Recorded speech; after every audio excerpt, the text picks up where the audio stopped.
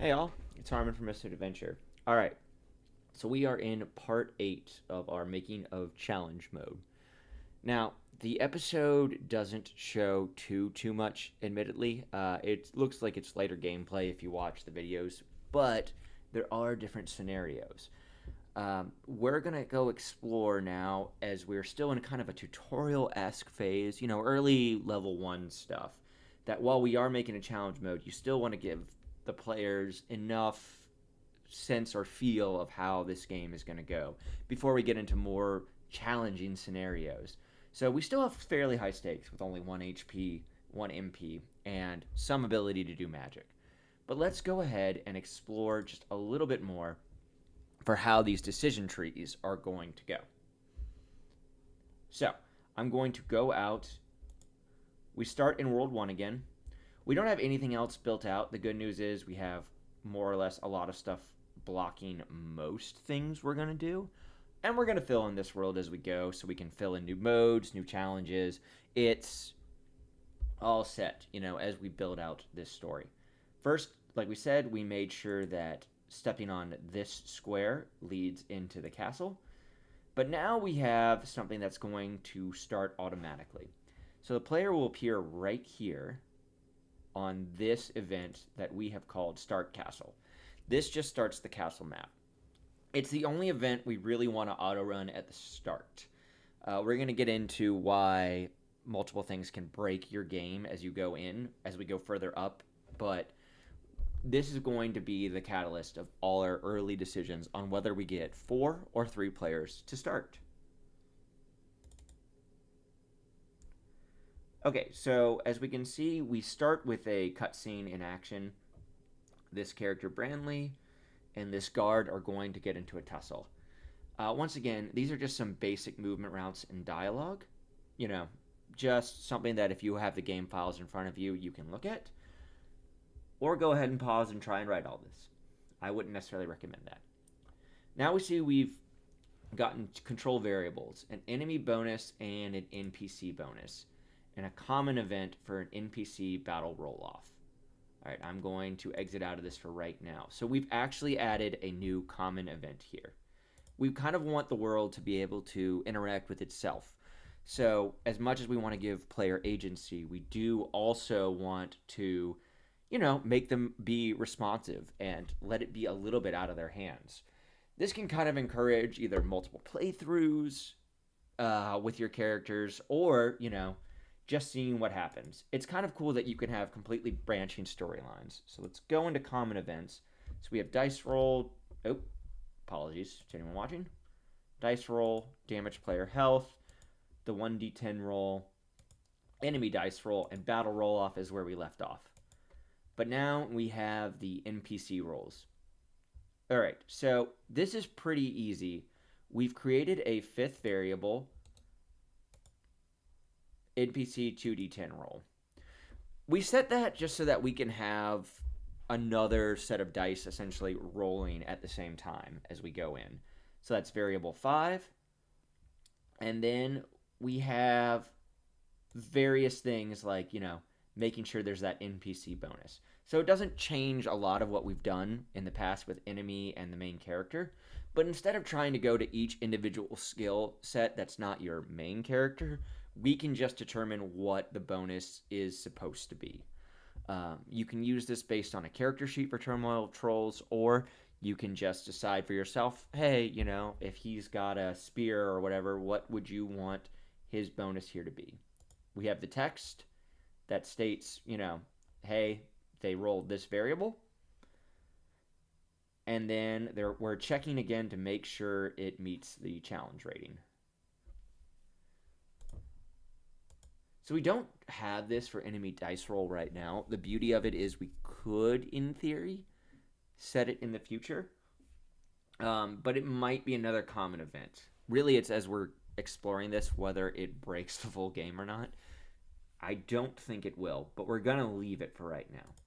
And then the NPC battle roll-off right here with NPC rolls just goes making sure that we compare it to the NPC enemy, and as long as the NPC is there, we have, again, roll result as a variable equaling 1, and if not, it's 0. So that seems a lot simpler than it is, but now we've added a whole, like I said earlier, new dynamic. So as we click in this event, we can see that we've set the enemy bonus and the NPC bonus. The enemy gets a +3, and our NPC right now only gets a +1. And then we have the battle roll off commencing. Now, if roll result equals 1 comes in, we have our guard, and then we have, him just winning. Again, it's 1 HP, so there's no reason to say that if he weren't stabbed with a spear, he's not going down. Or, that should be Brandley, not Brantley.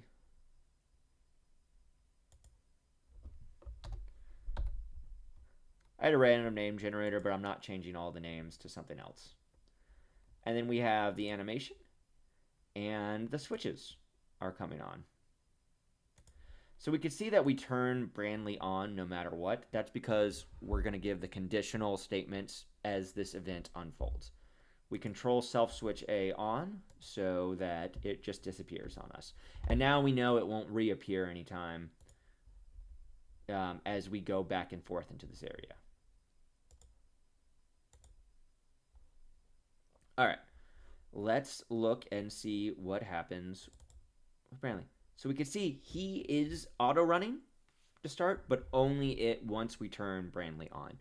Again, this is just to not overload events, and it's usually easier from a design standpoint of making sure that, like, okay, we have the right sequence of events going up.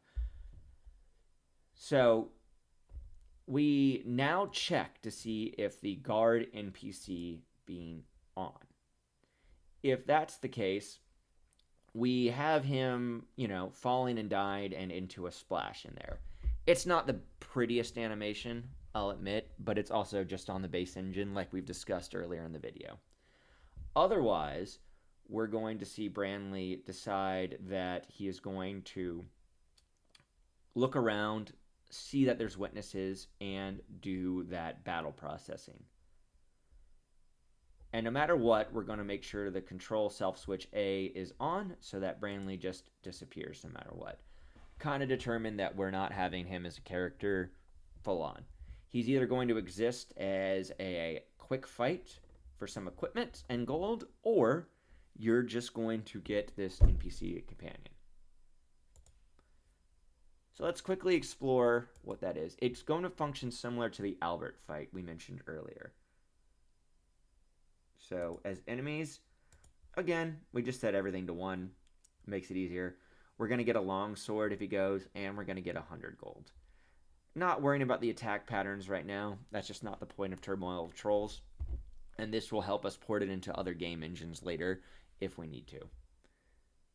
So, as far as troops go, we have Brandley, and then again, we set it to turn 0. I think combat for this mode is going to be a little more nuanced in general. So right now when we do have these confrontations, it's going to be more situational and fun for the player. But the big thing we have done is we have made it so the Firestone has some purpose to it. Now, the control variables, we just set the challenge rating to 8 for this mode. We kind of just want it to succeed. So you can either choose now between using the fire sword yourself or Elliot. So in this case, we're going to control switch for the magic roll to be on. Now, the big thing is that there is a -1 penalty to this. So we kind of want the event to somewhat auto-succeed because we're just trying to show off the new addition of the Firestone acting kind of like, I don't know, a materia in Final Fantasy or, any other magical addition to your sword. So with the text, now there's, blade ignites with fire, we have the animation, and we change the HP with Bradley. Now, I intentionally let this out before making the video, but it is in the upload. What we're going to have to remember to do is we're going to make sure we turn magic switch off. So new, control switches, magic, goes off. That way we don't have it interfering with the dice rolls. And it's just easier, in my opinion, than trying to set the variables, since these are going to be universal switches. We know that we want to use a magic skill on these things.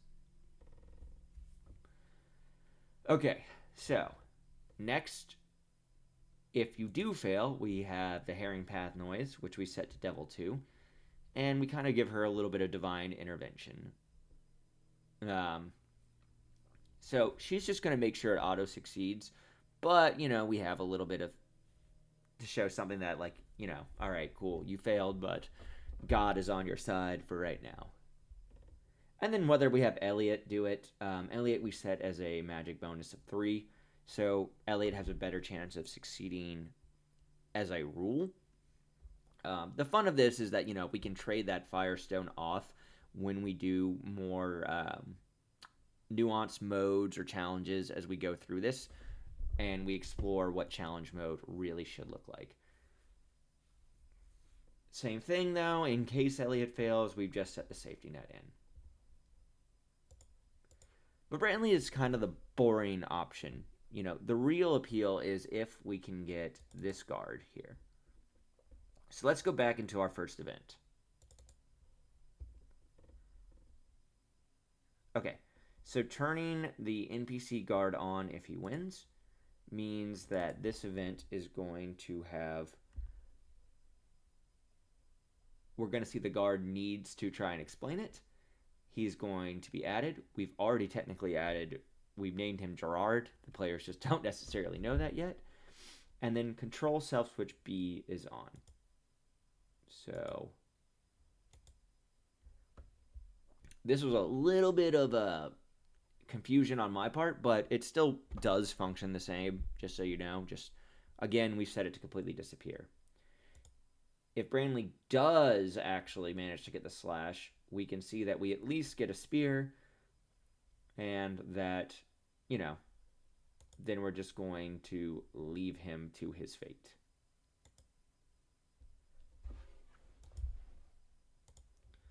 So that does seem simple enough, but fundamentally, let's quickly look at it. We have actors. Now we do get Gerard as a human, and we have just one more companion, which could make it easier going in. All right, but this isn't the first of our decisions that we have yet. We'll go into more in the next video in part 9. All right, thanks for watching, everybody.